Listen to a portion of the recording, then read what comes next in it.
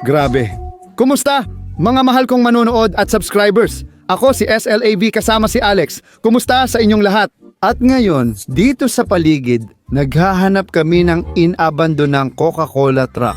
Dapat dito lang ito sa gubat o bukid. Slav, hindi peke yan. Hindi ako naniniwala sa'yo. Hindi yan truck. Walang totoong truck ng Coca-Cola dito. Pwede kitang ipakita ng balita. Breaking news. Ayon sa tiyak naming information, ang truck ng Coca-Cola ay ninakaw mula sa pabrika ng Coca-Cola. Huling nakita ito malapit sa lokal na baryo. Nag-aalok ang Coca-Cola ng malaking gantimpala sa makakahanap ng truck. Oh, nakita mo ba yon? May gantimpala. Kung makakahanap tayo ng totoong inabandonang truck ng Coca-Cola dito, makakakuha rin tayo ng gantimpala.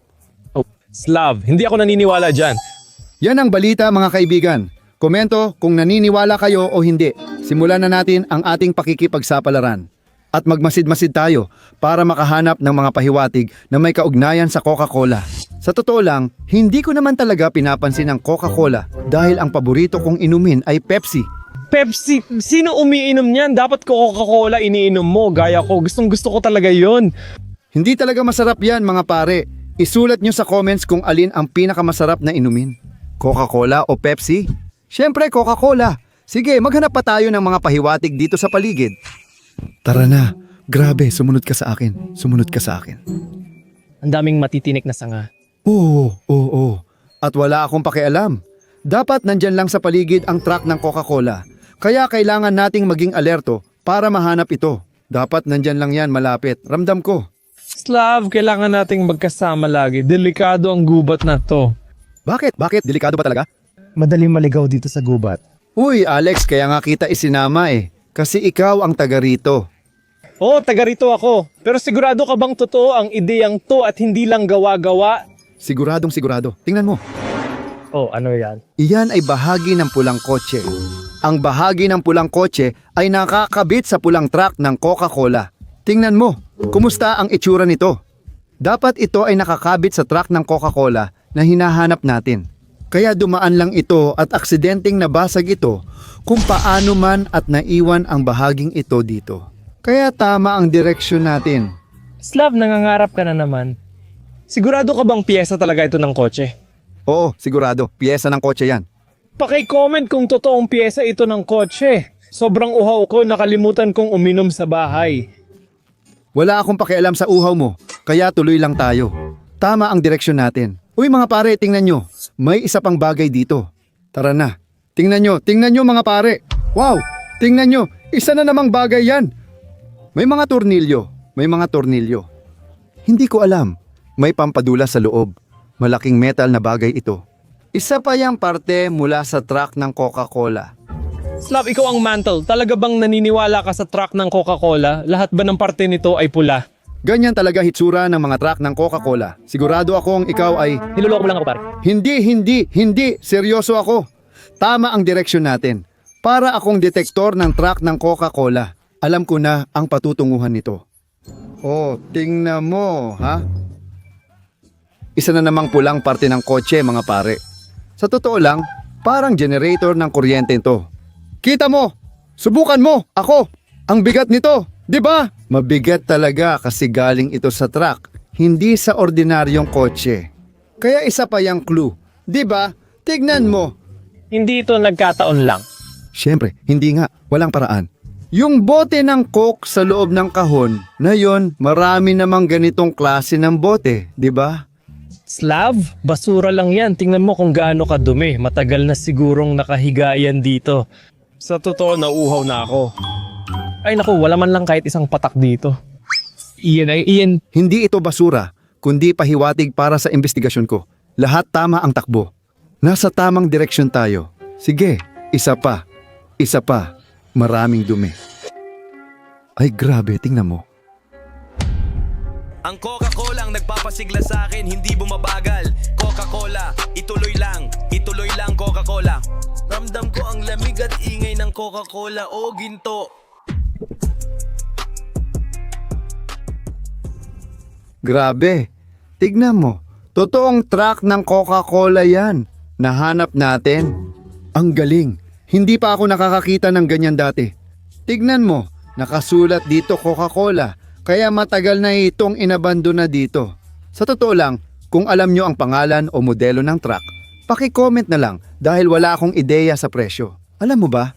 Hindi ko talaga alam ang pangalan ng truck pero mukhang sobrang luma na ito. At oo, tama ka talagang Coca-Cola van ito. Oo, sigurado. Kailangan lang nating patakbuhin ang sasakyan. Tingnan natin. Tingnan mo, walang laman sa loob. Dapat merong coolant dito. Problema yan, sa totoo lang. Pero sige, subukan nating paandarin ang makina. Grabe, ang alikabok dito.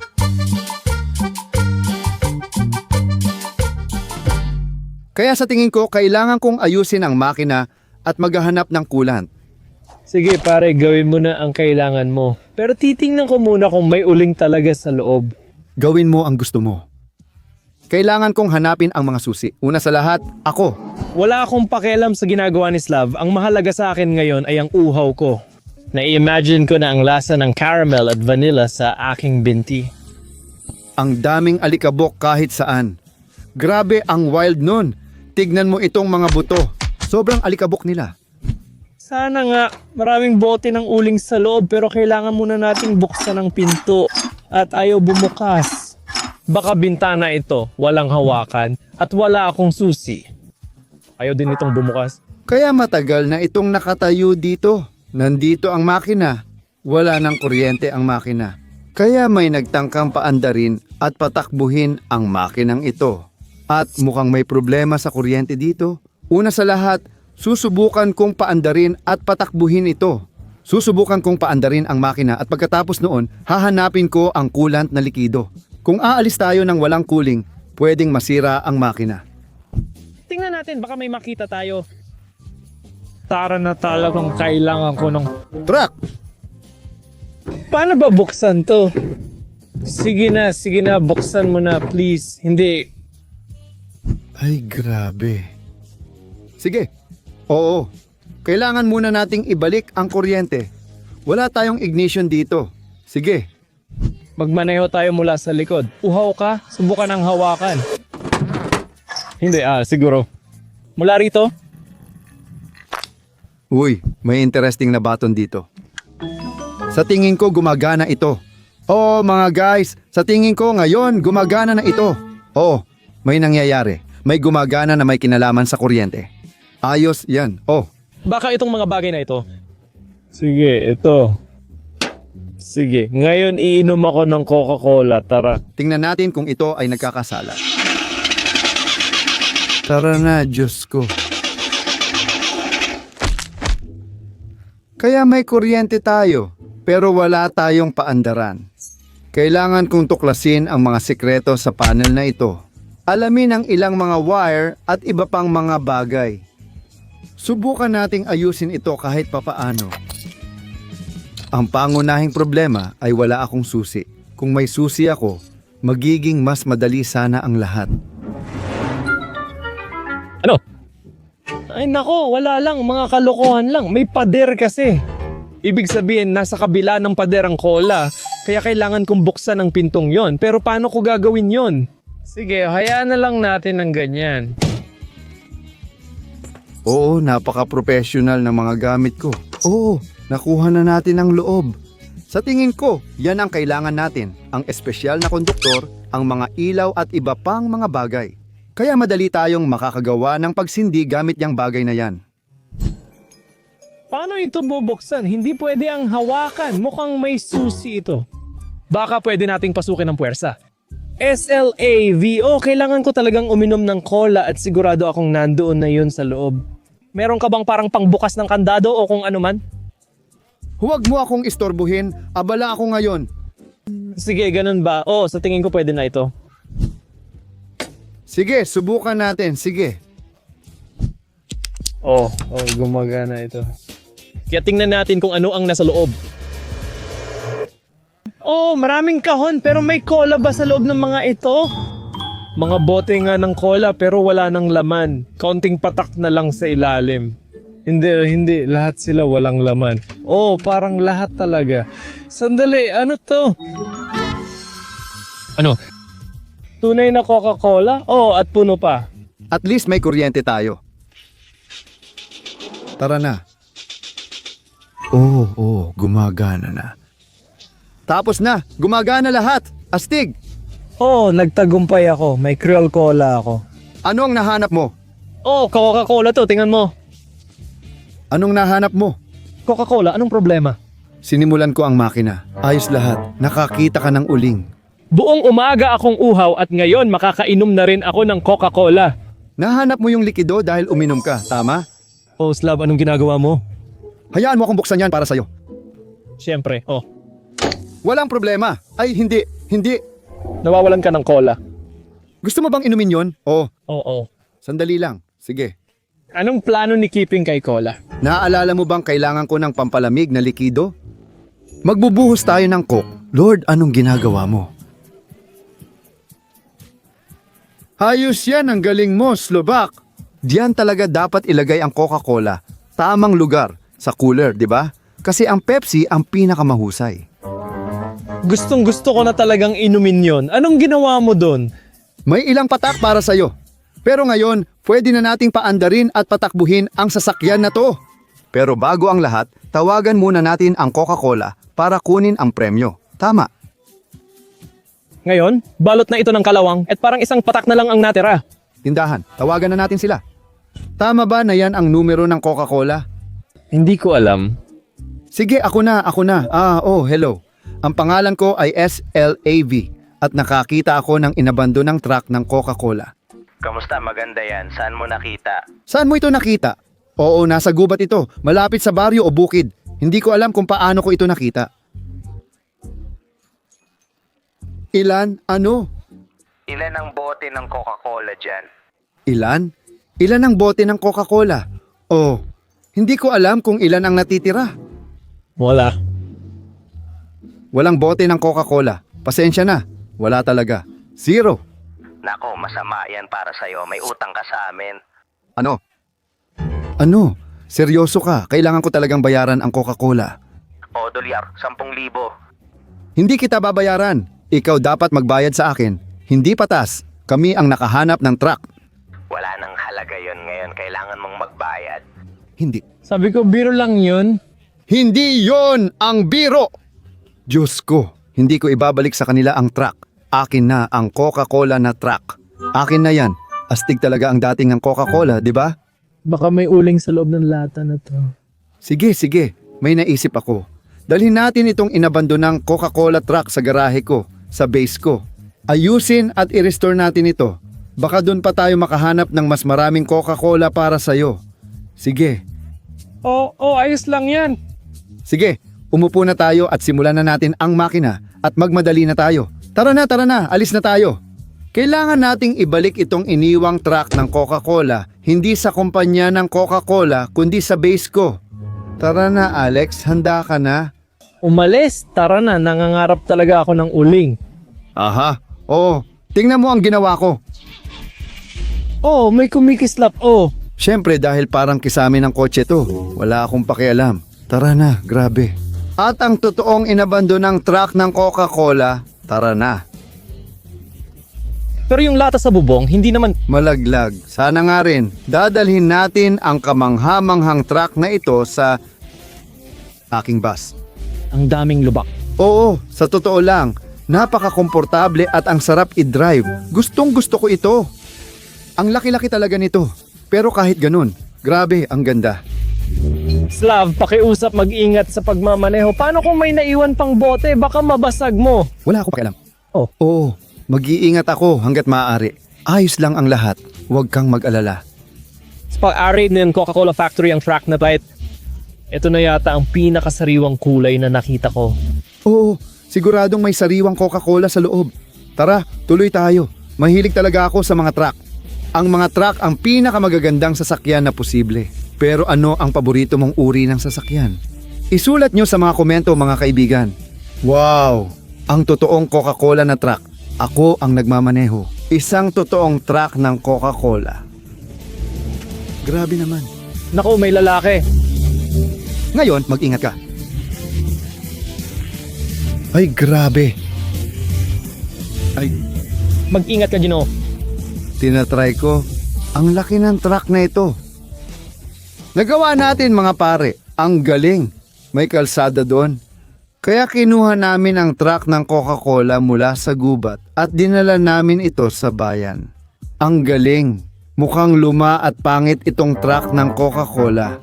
Sa tingin ko, kaya ng pabrika ng Coca-Cola na magbigay ng mas maganda pa dyan. Oo nga, pero hindi papayagan ng pabrika ng Pepsi ang ganitong truck. Mas maliit at pangit ang itsura ng truck ng Pepsi. Hindi ako sigurado dyan. Sa tingin ko, baka sa mga susunod nating video ay makakita tayo ng mga truck ng Pepsi na inabandona sa gubat o baka kung saan pa. Mga kaibigan, kung interesado kayo at nanonood pa, huwag kalimutang mag-subscribe sa aking channel. Ito ang pinakamagandang suporta na maibibigay ninyo sa akin at labis ko itong pahahalagahan. Kaya panahon na para dalhin natin ito sa aking base. Tara na. Okay, pero una, kailangan muna nating kunin yon. Oo, medyo ganun nga. Aayusin ko yan. Aayusin ko ng 100%. Tara na. Paano kung sitahin tayo ng pulis? Hindi pwede. Ay, grabe. Akala ko hindi mahuhulog yung lata sa bubong. Sana nga rin. Maliit na problema lang. Aayusin natin yan. Siguradong sigurado. Nahulog na ngayon. Ay, grabe.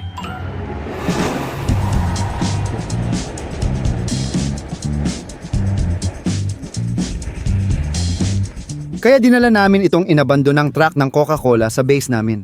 Panahon na para ayusin ito, linisin, at gawing mukhang bago ulit. Sige, simulan na natin. Oo, tara na. Uy, tingnan mo, may usok. May problema ba sa Coca-Cola mula sa radiator? Sa tingin ko. Anong ginawa mo sa uling ko? Hindi. Oh, amoy Coca-Cola talaga. Sige, tubig muna. Alisin natin itong dumi.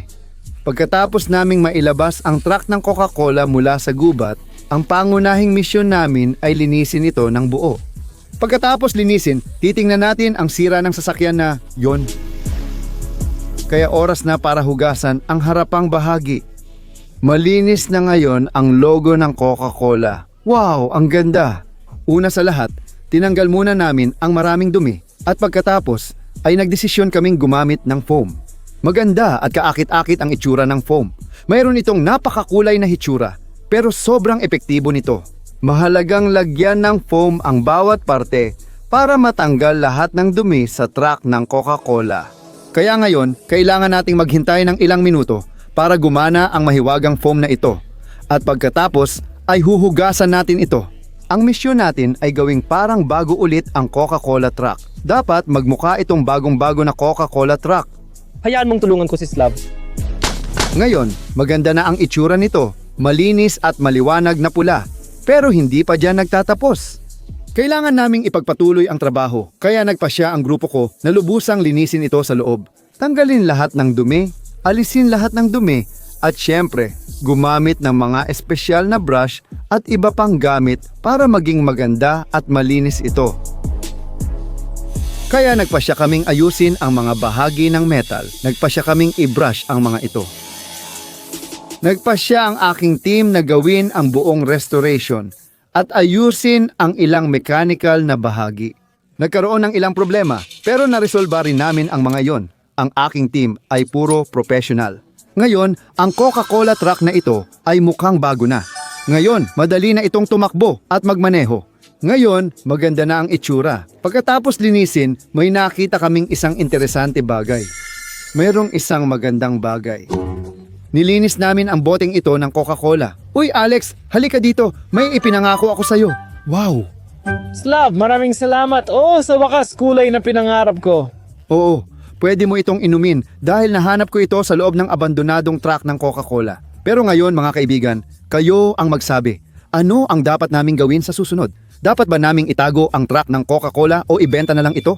Isulat ninyo sa mga komento.